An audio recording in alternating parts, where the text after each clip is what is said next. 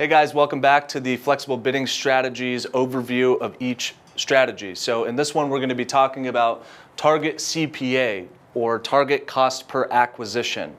And that allows you to do just that. You're going to be able to set up a desired cost per acquisition that you would like to achieve, and then Google will adjust your bidding strategy to help you achieve that cost per acquisition. I'm going to go over what that actually entails, and then I'm going to go over some things to be cautious of when employing this flexible bidding strategy. So it does just that, allows you to designate a target CPA. Again, you're the one dictating what your cost per acquisition is to Google.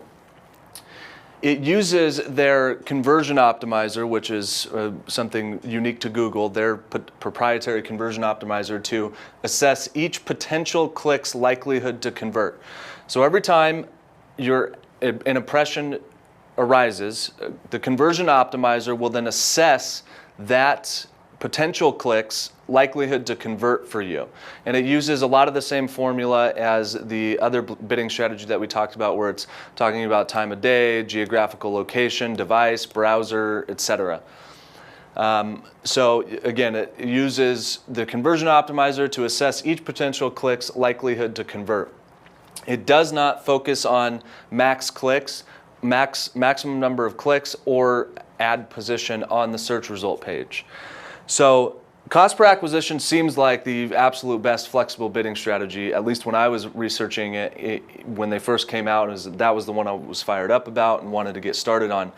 However, I did notice a couple of things that in actual employment of it that I was cautious of. Now, I have historically had a great deal of trouble getting Google AdWords conversion tracking to actually work correctly all the time. It does track conversions, but it does miss a lot of conversions as well. And I know that by employing third-party tracking systems where I attach a conversion value to Google AdWords, and I actually get more conversions from AdWords in the third-party tracking systems than AdWords actually shows in its platform.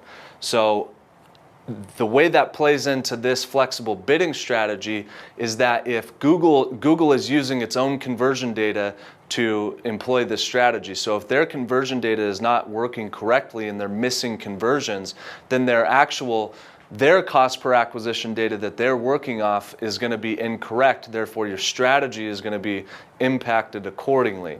And one thing I noticed is, because of that, with large volumes of traffic, your ads will actually start to stop showing because your spend is or they'll show less frequently because your spend is becoming way too high for the cost per acquisition that you've designated that you would like.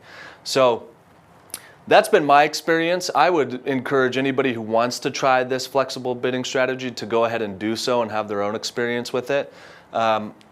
So yeah, I mean, that's pretty much it. You can target a cost per acquisition, and they'll use their conversion data to try to get you as close to that range as possible. It does not guarantee that you're going to achieve that cost per acquisition each and every time, but they're going to try to keep you in that range.